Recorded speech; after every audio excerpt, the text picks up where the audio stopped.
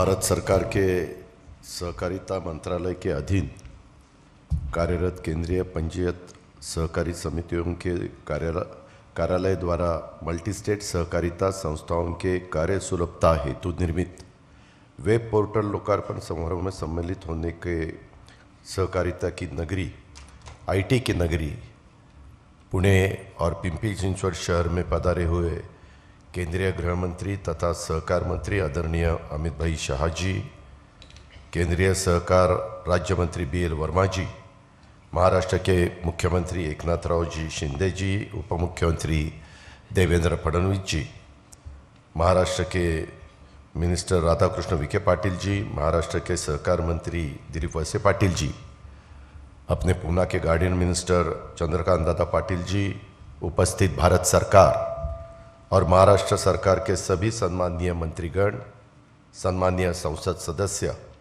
महाराष्ट्र विधानमंडल के सम्माननीय सदस्य और सभी साथियों का मैं तहे दिल से स्वागत करता हूं।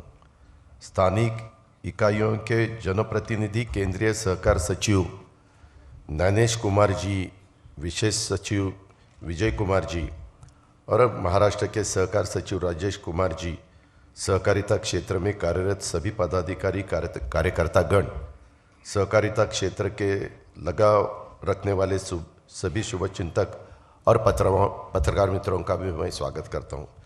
उपस्थित सभी भाई बहनों को, युवा मित्रों का राज्य का उप मुख्यमंत्री तथा सहकारिता क्षेत्र में कार्यरत कार्यकर्ता के नाते मैं तहे दिल से स्वागत करता हूं।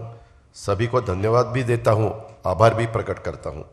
सहकारिता से समृद्धि, यह आदरणीय प्रधानमंत्री नरेंद्र मोदी जी का जो लक्ष्य है, इस लक्ष्य पूर्ति हेतु केंद्रीय सहकारिता मंत्री आदरणीय अमित भाई शाह के नेतृत्व में देश की सहकारिता क्षेत्र में नए बदलाव हो रहे हैं, यह हम सब देख रहे हैं। यह बदलाव सहकारिता क्षेत्र के कार्यकर्ताओं को, संस्थाओं को, पदाधिकारियों को विचार विमर्श के बाद सहमति से हो रहे, देश के लोगों के देश के व्यापक हित को सामने रखकर ये सब किए जा रहे। आपने देश में सहकारिता क्षेत्र का इतिहास करीब 120 साल का है। इन 120 साल में सहकारिता केवल एकमेव क्षेत्र है जो हर गांव, हर कस्बे, हर घर, हर व्यक्ति तक पहुंचा है। शहरी और ग्रामीण दोनों क्षेत्र में राजकीय, सामाजिक, शैक्षणिक, आर्थिक, सांस्कृतिक उन्नति लाने में सहकारिता क्षेत्र ने हर समय, हर परिस्थिति में योगदान दिया है। मुझे खुशी है और हर्ष है कि प्रधानमंत्री आदरणीय मोदी जी के कार्यालय में पहली बार केंद्रीय स्तर पर सहकारिता मंत्रालय स्थापन करने का निर्णय हुआ और देश के पहले सहकार मंत्री के तौर पर माननीय श्री अमित भाई ने इस महत्वपूर्ण नेतृत्व संभाला है। आदरणीय प्रधानमंत्री जी नरेंद्र मोदी जी का सहकारिता से समृद्धि का ये लक्ष्य प्राप्त करने हेतु माननीय अमित भाई के नेतृत्व में केंद्रीय सहकार मंत्रालय हर संभव कोशिश कर रहा है। उनके हर कोशिश को हमारा पूरा साथ रहेगा, ऐसा विश्वास मैं आप आज से इस समारोह के उपलक्ष्य में देना चाहूँगा। माननीय अमित भाई गुजरात से आते हैं मगर अधिक प्रेम महाराष्ट्र से रखते हैं। आपको सब, अरे उनका कारण तो सुनो। कारण आप सभी को पता है कि वो महाराष्ट्र के दामाद है और मानो या न मानो, हर दामाद जी को ससुराल से थोड़ा ज़्यादा प्रेम हो ही जाता है। खुशकिस्मती की बात यह है कि महाराष्ट्र और गुजरात दोनों राज्य कभी एक थे। सहकारिता के क्षेत्र में दोनों राज्यों का इतिहास तथा वर्तमान गौरवशाली ही रहा है। मुझे उम्मीद है और विश्वास भी है कि आदरणीय अमित भाई जी के नेतृत्व में आज मल्टी स्टेट सहकारी संस्थाओं के समन्वय, संचालन तथा नियंत्रण में सहजता लाने हेतु एक महत्वपूर्ण वेब पोर्टल का विमोचन, लोकार्पण हो रहा है। यह एक कदम है। ऐसे कई कदमों और निर्णय के माध्यम से महाराष्ट्र और देश में कार्यरत सहकारी संस्थाओं में उत्साह, सकारात्मक वातावरण निर्माण होगा। सहकार क्षेत्र की समस्याएं दूर होने में मदद होगी। देश का सहकार क्षेत्र अपने लक्ष्य के ओर नए विश्वास के साथ आगे बढ़ेगा। सहकारिता के माध्यम से समाज सभी वर्गों के आर्थिक सामाजिक विकास में अच्छा बदलाव आएगा, यह मुझे उम्मीद है। मुझे विश्वास है कि महाराष्ट्र और देश की सहकारिता क्षेत्र को आगे ले जाने में आज लोकार्पण हो रहे वेब पोर्टल अहम भूमिका अदा करेगा। इस जन उपयोगी महत्वपूर्ण पोर्टल की संकल्पना निर्मित में योगदान देने वाले सभी पदाधिकारी, अधिकारी, कर्मचारी, भाई बहनों में अभिनंदन करना चाहता हूँ, शुक्रिया अदा करना चाहता हूँ, सभी को धन्यवाद देना चाहता हूँ। केंद्रीय सहकार मंत्री माननीय अमित भाई जी के नेतृत्व में महाराष्ट्र और देश का सहकार क्षेत्र बुलंदियों की नई ऊंचाई हासिल करेगा और इस सफर में महाराष्ट्र आगे रहेगा, यह विश्वास भी मैं आदरणीय अमित भाई और उपस्थित आप सबको देना चाहता हूँ। आज जैसा ये महत्वपूर्ण कार्यक्रम है, वैसे महाराष्ट्र में, उत्तर प्रदेश में, गुजरात में सभी जगह में गन्ने का उत्पादन बहुत ज़्यादा पैमाने पे हमारे फार्मर्स निकालते हैं। मुझे मालूम है यहाँ अभी दिलीप वळसे पाटिल बैठे हैं, हर्षवर्धन पाटिल जी है, हमारे राधाकृष्ण विखे पाटिल है, हम सब कोऑपरेटिव में काम करने वाले लोग हैं। पूरे देश में सहकारिता के क्षेत्र जुड़ी हुई चीनी मिले किसानों को एसएमपी ऊपर ज़्यादा दिए हुए गन्ना भुगतान के कारण इनकम टैक्स के मामले में पिछले 22 सालों तक जूझती आ रही है। 22 साल हो गए। मैंने तो इतने दफ़ा अलग अलग फाइनेंस मिनिस्टर को हम सब जाके मिले कि मैं आपको बता नहीं सकता। इस चलते सहकारिता चीनी उद्योग को 12,500 से 15,000 करोड़ तक पूरे देश में आयकर भुगतान केंद्र सरकार को देने की बड़ी नौबत थी और इस वजह से सारी सहकारिता चीनी मिलें बंद होने का बहुत बड़ा खतरा था। इस राशि में हमारे महाराष्ट्र राज्य की सहकारिता मिलों को करीबन 7,500 से 9,000 करोड़ तक का बड़ा असर शामिल था और बार बार इनकम टैक्स की नोटिस आती थी। बार बार उसके बारे में हम दिल्ली जाते थे, लेकिन कुछ रास्ता नहीं निकल सकता था। लेकिन आदरणीय नरेंद्र मोदी साहब ने एक बड़ा अच्छा फैसला करके सहकारिता क्षेत्र को देश में अधिक सक्षम करने के हेतु से नए और स्वतंत्रता सहकारिता मंत्रालय का निर्माण किया। सहकारिता से समृद्धि, ये नारा देश को देते हुए अत्यंत कर्तव्यदक्ष आदरणीय अमित भाई जी शाह साहब को इस मंत्रालय की सही जिम्मेवारी सौंपी गई। मुझे आप सबको ये जानकारी देते हुए खुशी हुई जब सहकारिता चीनी उद्योग का प्रतिनिधि मंडल इनकम टैक्स की इस समस्या को हल करने के लिए हेतु से आदरणीय अमित भाई जी को मिलने के लिए उन्होंने इस मंडल को आश्वस्त किया कि गन्ना किसानों और सहकारिता चीनी मिलों के हित में जरूर हल निकालेंगे।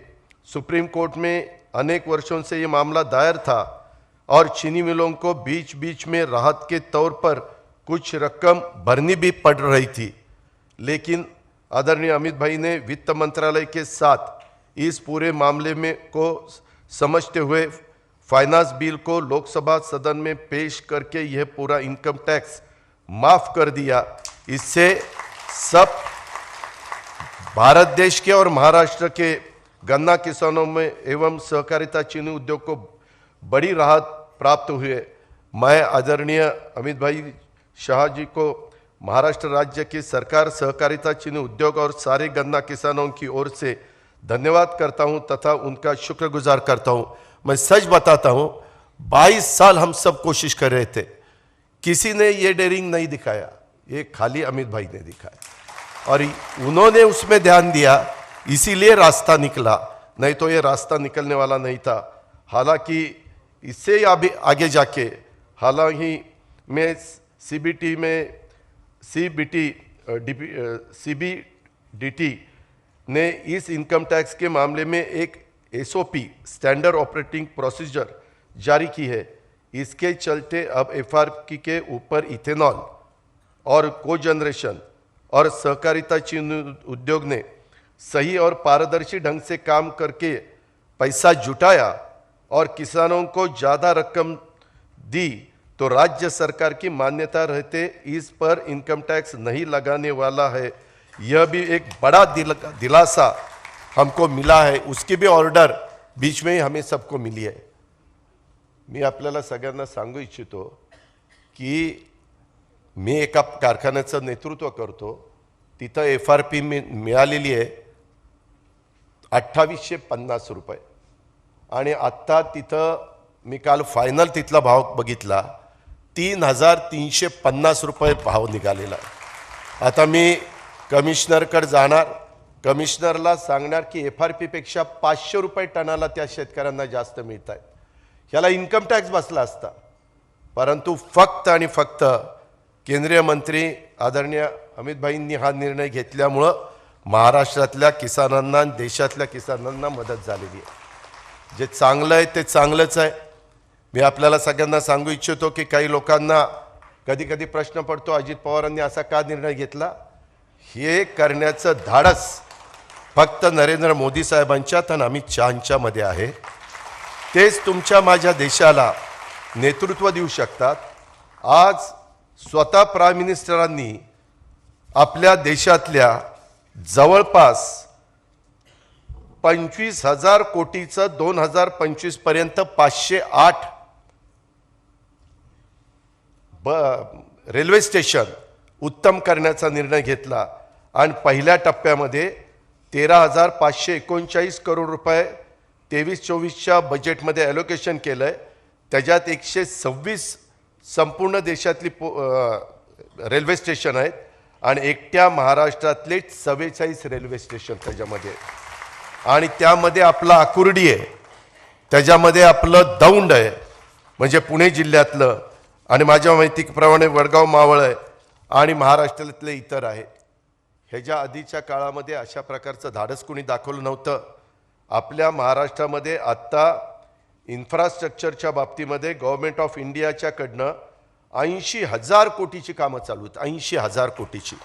मग ते नॅशनल हायवे असतील, ते एअरपोर्ट असतील, ते वेगवेगळ्या प्रकारचे पोर्ट असतील, ते वेगवेगळ्या प्रकारचे महत्त्वाच्या हे असे रेल्वे स्टेशन असतील, अशा प्रकारचं काम आज देशामध्ये जर अनेक लीडर आपण बघितले तर ते फक्त आणि फक्त नरेंद्र मोदी साहेबच करू शकतात। आणि त्यामुळं माझ्यासारख्या कार्यकर्त्याला वाटलं की अशा नेत्याच्या पाठीशीच आपण उभं राहिलं पाहिजे आणि त्याच्यातून तुमच्या माझ्या शाहू फुले आंबेडकरांच्या महाराष्ट्राचा, छत्रपती शिवाजी महाराजांच्या महाराष्ट्राचा, देशाचा तर विकास ते करतायतच। कधी सुट्टी नाही, काही नाही, दिवाळी नाही, दिवाळीला नरेंद्र मोदी साहेब तिकडं बॉर्डरवर जाऊन जवानांना भेटतात। गेल्या 9 वर्षामध्ये ज्या प्राईम मिनिस्टरनी कसल्याही प्रकारची सुट्टी घेतली नाही, अशा प्रकारचे प्राईम मिनिस्टर मी मागच्या कुठल्या प्राईम मिनिस्टरच्या बद्दल अपमान करणारे शब्द वापरणार नाही, परंतु हे फक्त आणि फक्त नरेंद्र मोदी साहेबच करू शकतात। आज देशाला त्यांच्याशिवाय पर्याय नाही। जगामध्ये मान्य झालेलं ते नेतृत्व आहे आणि आज अमित भाई देखील तितक्याच तडफेने काम करतात। मला देखील एखादं काम त्यांना सांगितल्यानंतर ताबडतोब त्याचा निकाल लागतो। आज देखील मी मुख्यमंत्री आणि देवेंद्र फडणवीस साहेब 1 तास त्यांच्याशी चर्चा करत होतो। आम्ही मेट्रोच्या बद्दलचं काम त्यांच्या कानावर घातलं। आम्ही त्याच्याचबरोबर त्या ठिकाणी आपल्या Pune Nashik semi high speed rail line के बारे में उनके साथ हमने बात की। उन्होंने बताया उसके बारे में ठीक से निवेदन मेरे पास भेज देना। ये दोनों भी काम मैं महाराष्ट्र के लिए करने के लिए तैयार हूँ। ऐसा पॉजिटिव अप्रोच उनका रहता है, इसीलिए हम बहुत खुश है।